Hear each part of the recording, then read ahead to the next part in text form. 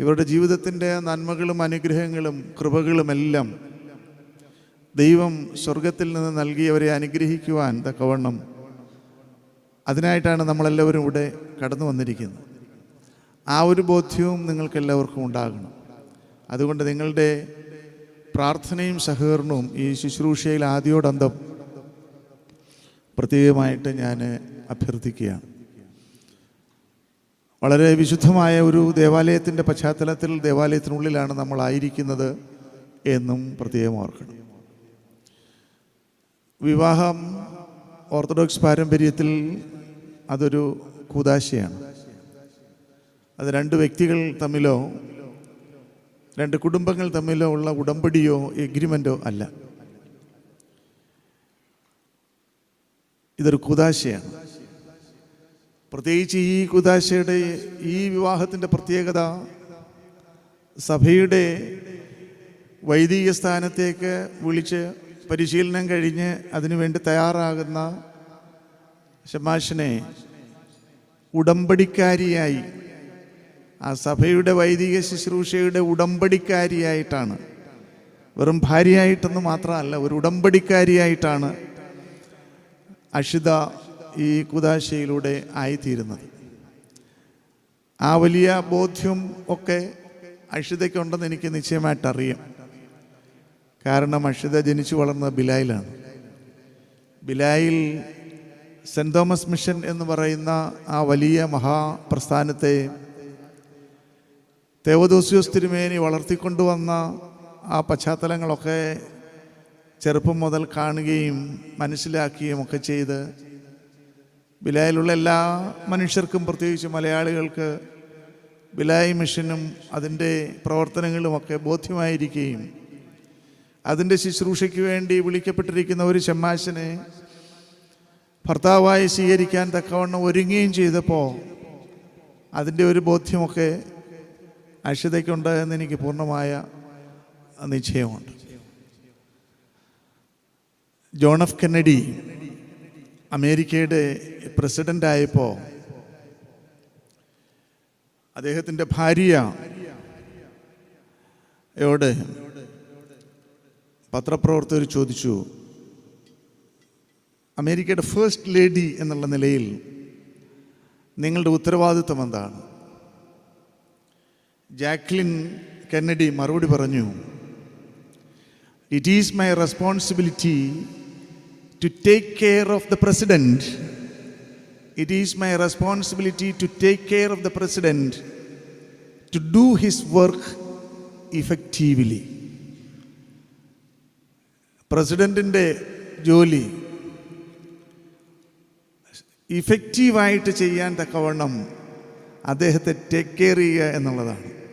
അതുകൊണ്ടാണ് അച്ഛൻ്റെ ഭാര്യയെ എന്താ പറയുന്നത്? ഉടമ്പടിക്കാരി എന്ന് പറയുന്നത്.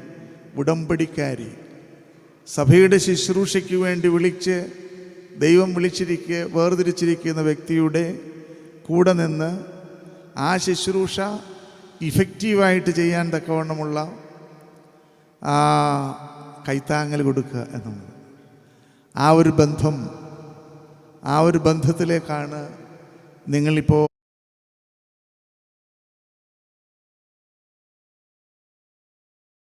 യോജിപ്പിക്കപ്പെടുന്നതെന്ന് പ്രത്യേകം ഓർക്കണം. പരിശുദ്ധനായ പൗലോസ് ശ്ലീഹ തിമോത്തിയോസിന് എഴുതിയ 1-ാം ലേഖനം 3-ാം അധ്യായത്തിൻ്റെ 12-ാം വാക്യത്തിൽ പൗലോസ് ശ്ലീഹ പറയുന്നുണ്ട് ഡീക്കനെ പറ്റി. ശുശ്രൂഷക്കാരൻ, മലയാളത്തിൽ ശുശ്രൂഷക്കാരൻ, ഡീക്കൻ.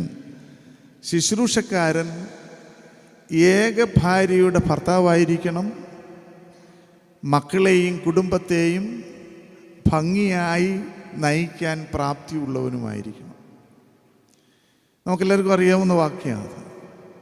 ശുശ്രൂഷക്കാരൻ ഡീക്കൻ ഏക ഭാര്യയുടെ ഭർത്താവായിരിക്കണം, മക്കളെയും കുടുംബത്തെയും നന്നായി ഭരിക്കാൻ കഴിവുള്ളവനായിരിക്കും. എന്ന് പറഞ്ഞാൽ ഈ ശുശ്രൂഷക്കാരല്ലാത്തവർക്ക് ഒന്നിലധികം ഉണ്ടാകാൻ കഴിയുമെന്നല്ലേ അവിടെ ധ്വനി അല്ലേ? അല്ല, അങ്ങനെ ഒരു ധ്വനിയല്ലേ അവിടെ ഉള്ളത്?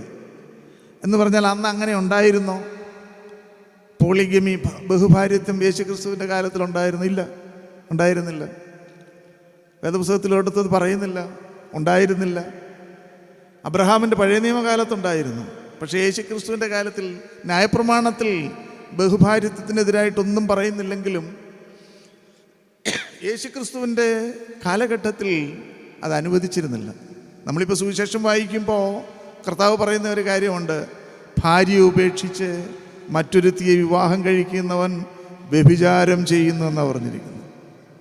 ഭാര്യയെ ഉപേക്ഷിച്ചിട്ട് വേറൊരുത്തിയെ വിവാഹം കഴിക്കുന്നവൻ സിംഗിൾ മാരേജ്, ഒറ്റ മാരേജ്, ഒരു ഭാര്യയും ഒരൊറ്റ ബന്ധമേ പാടുള്ളൂ എന്നുള്ളത് യേശുക്രിസ്തുവിൻ്റെ കാലഘട്ടത്തിൽ യഹൂദന്മാരുടെ നിയമം ആയിട്ടുള്ള സംഗതിയാണ്. പിന്നെ എന്തുകൊണ്ടാണ് പൗലോസ്ലീഹ ഇങ്ങനെ എടുത്ത് പറയുന്നത്? ശുശ്രൂഷക്കാരൻ ഏക ഭാര്യയുടെ ഭർത്താവ് എന്ന് പറഞ്ഞാൽ അതിനകത്തിനുള്ളിലുള്ള പാതിവൃത്യം കാത്തു സൂക്ഷിക്കണം എന്നുള്ളതാണ്. ആ ബന്ധത്തിനുള്ളിലെ പാതിവൃത്യം കാത്തു സൂക്ഷിക്കണം.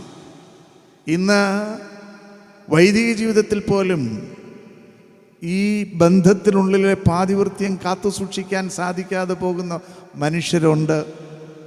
കുറച്ചൊക്കെ കഴിയുമ്പോഴത്തേക്ക് മടുപ്പും പങ്കാളികളോട് വെറുപ്പും വിദ്വേഷവും വൈരാഗ്യവും ഒക്കെ തോന്നുകയും അങ്ങനെയുള്ള ഒരു ജീവിത ശൈലിയിലേക്കും ഉള്ള ഒരു പശ്ചാത്തലത്തിലേക്കൊക്കെ ഇന്ന് കുടുംബ ബന്ധങ്ങൾ ശിഥിലമായിക്കൊണ്ടിരിക്കുകയാണ്. പൗലോസ്ലീഹ വ്യക്തമായിട്ട് പറയുന്നു, അങ്ങനെ മടുപ്പ് തോന്നേണ്ട ഒരു ബന്ധമല്ല ഇത്. അങ്ങനെ ഒരു മടുപ്പ് തോന്നാൻ പാടുള്ള ബന്ധമല്ല ഇത്. മരണം വരെ ഈ ഭാര്യയോടുള്ള ബന്ധം കാത്തു സൂക്ഷിക്കാനായിട്ട് സാധിക്കണം. മക്കളെയും കുടുംബത്തെയും, അങ്ങനെ കുടുംബത്തെ ഭംഗിയായി ഭരിക്കാൻ കഴിവുള്ളവനെ മാത്രമേ സഭയുടെ ചുമതലകൾ ഏൽപ്പിക്കാൻ പാടുള്ളൂ എന്ന്. അതിന് പ്രൈമറി ക്രൈറ്റീരിയയാണ് വിവാഹബന്ധത്തിലെ സത്യസന്ധത, നീതി കാത്തു സൂക്ഷിക്കാൻ സാധ്യമാകാത്ത പുരോഹിതൻ ഒരിക്കലും സഭയുടെ ശുശ്രൂഷയ്ക്ക് നിയോഗിക്കാൻ പാടുള്ളതല്ല എന്നുള്ളത് പൗലോസ്ലീഹ എടുത്ത് പഠിപ്പിക്കുന്ന വേദഭാഗമാണ് തീമോഥെയോസിന് എഴുതിയ 1-ാം ലേഖനം 3-ാം അധ്യായം 12-ാം വാക്യം. അതുകൊണ്ട് നിങ്ങളുടെ ഈ ബന്ധം എന്ന് പറയുന്നത് അതിൻ്റെ സൂക്ഷ്മതയോടെ കാത്തു സൂക്ഷിക്കുമ്പോഴാണ് സഭയുടെ ശുശ്രൂഷയ്ക്ക് നിങ്ങൾ യോഗ്യരായി തീരുന്നത് എന്നുള്ളതും പ്രത്യേകം ഓർക്കേണ്ടത് കാര്യമാണ്. ആ ബന്ധം, ആ പരസ്പര ബന്ധം സൂക്ഷ്മതയോടെ കാത്തു സൂക്ഷിക്കാൻ തക്കവണ്ണം സാധിക്കണം എന്നുള്ളതാണ് പ്രധാനമായിട്ട് എടുത്തു പറയാനായിട്ടുള്ളത്. നോർത്ത് ഇന്ത്യയുടെ പശ്ചാത്തലത്തിൽ ശുശ്രൂഷ ചെയ്യാനായിട്ട് വിളിക്കപ്പെട്ടിരിക്കുമ്പോൾ സ്വാഭാവികമായിട്ടും അവിടുത്തെ ചാലഞ്ചസും പ്രയാസങ്ങളും ബുദ്ധിമുട്ടുകളും യാത്രയും ഒക്കെ ഉണ്ടല്ലോ. അവിടെയൊക്കെ പരസ്പരം കൈത്താങ്ങലായി നിൽക്കാൻ തക്കവണ്ണം ഇടയാകുന്നത്. ബന്ധത്തെപ്പറ്റി, കുടുംബജീവിതത്തെപ്പറ്റി പഴയ നിയമത്തിലും പുതിയ നിയമത്തിലും പറയുന്ന ഒരു സംഗതി ഉണ്ടല്ലോ. എന്താണെന്നറിയാമോ? അങ്ങനെ പുരുഷൻ തൻ്റെ അപ്പനെയും അമ്മയെയും വിട്ടുപിരിഞ്ഞ് ഭാര്യയോട് പറ്റിച്ചേരും, അവർ ഒരു ശരീരമായിരിക്കും. അവർ ഒന്നിച്ച് ജീവിക്കുമെന്ന് പറഞ്ഞാൽ മതിയായിരുന്നു അല്ലേ? ലോകത്തെ ഒരു തത്വസംഹിതയും കുടുംബജീവിതത്തെ ഇത്രയും മഹത്തരമായിട്ട് നിർവചിച്ചിട്ടില്ല. ഒരു മതവും ഒരു ഫിലോസഫിയും ഒന്നും തന്നെ കുടുംബജീവിതത്തെ ഇത്ര മഹത്തരമായിട്ട് നിർവചിച്ചിട്ടില്ല. അത് നിർവചിച്ചിരിക്കുന്നത് വേദപുസ്തകം മാത്രമാണ്. അങ്ങനെ അവർ ഒരു ശരീരമായി തീരും. ഒരു ശരീരം പോലെ ജീവിക്കാൻ സാധിക്കുക എന്നുള്ളത്, ഒരു ശരീരം വേദനയും സന്തോഷവും എല്ലാം പങ്കുവച്ച്, വേദനയും സന്തോഷവും എല്ലാം പങ്കുവച്ച്, എല്ലാ പരിമിതികളും കുറവുകളും എല്ലാം പങ്കുവച്ച് ജീവിക്കുന്ന ഒരു ശരീരമായി. അങ്ങനെ ഒരു ശരീരമായി ജീവിക്കാൻ തക്കവണ്ണം കുടുംബ ബന്ധങ്ങളെ കൂട്ടിച്ചേർക്കേണ്ട ശുശ്രൂഷ ഏറ്റെടുത്തിരിക്കുന്ന നിങ്ങളുടെ കുടുംബ ജീവിതത്തിൽ ആ മാതൃക എപ്പോഴും ഉണ്ടാകാൻ തക്കവണ്ണം ഇടയാകണം. ഒരു ശരീരമായി കുടുംബജീവിതങ്ങളെ കൂട്ടിച്ചേർക്കുവാൻ തക്കവണ്ണം നിയോഗിക്കപ്പെടുന്ന ആ ശുശ്രൂഷ ഏറ്റെടുത്തിരിക്കുന്ന നിങ്ങൾ ആ മാതൃക എപ്പോഴും കാത്തു സൂക്ഷിക്കാൻ ഇടയാകണം. പൗരോഹിത്യ ജീവിതത്തിൽ, കുടുംബ ബന്ധങ്ങളിലൊക്കെ സാധാരണക്കാരുടെ നിലവാരത്തിൽ നിന്നും താഴ്ന്ന നിലയിലേക്ക് ആഡംബരങ്ങളും താല്പര്യങ്ങളും സന്തോഷങ്ങളും ആഘോഷങ്ങളും ഒക്കെ ആയിപ്പോകുന്നു എന്നുള്ളത് ഈ കാലഘട്ടത്തിൽ പൗരോഹിത്യത്തിൻ്റെ മൂല്യച്യുതിക്ക് മനുഷ്യൻ വിലയിരുത്തി മാർക്കിട്ടിരിക്കുന്ന ഒരു കാലഘട്ടത്തിലാണ് നമ്മൾ. പൗരോഹിത്യത്തിൻ്റെ മൂല്യച്യുതിക്ക് കാരണമായി തീർന്ന കാലഘട്ടത്തിൽ ആയിരിക്കുമ്പോൾ കുടുംബജീവിതത്തിന് ശ്രേഷ്ഠമായ മാതൃക കാണിച്ചു കൊടുക്കുവാൻ തക്കവണ്ണം നിങ്ങളുടെ കുടുംബജീവിതം ഇടയാകട്ടെ എന്ന് പ്രാർത്ഥിക്കുകയും ആശംസിക്കുകയും കൽക്കട്ട ഭദ്രാസനത്തിൻ്റെ വൈദിക സംഘത്തിൻ്റെയും അവരുടെ ബിലായ് മിഷൻ്റെയും എല്ലാ ആശംസകളും പ്രത്യേകമായിട്ട് നിങ്ങൾക്ക് നേർന്നുകൊണ്ട് എൻ്റെ വാക്കുകൾ ഉപസംഹരിക്കുന്നു. വിവാഹ കൂദാശയുടെ ഒന്നാമത്തെ ഭാഗം മോതിരം വാഴ്വിൻ്റെ ശുശ്രൂഷയാണ് ഇവിടെ പൂർത്തീകരിച്ചത്. തുടർന്നുള്ളത് കിരീടധാരണത്തിൻ്റെ ശുശ്രൂഷ, കുടുംബജീവിതമാകുന്ന സാമ്രാജ്യത്തിൻ്റെ രാജാവും രാജ്ഞിയുമായിട്ട് ഇവരെ നിയമിക്കുന്ന ആ ശുശ്രൂഷ കിരീടധാരണത്തിൻ്റെ ഏറ്റവും പ്രധാനപ്പെട്ട ഭാഗത്തേക്ക് പ്രവേശിക്കുകയാണ്.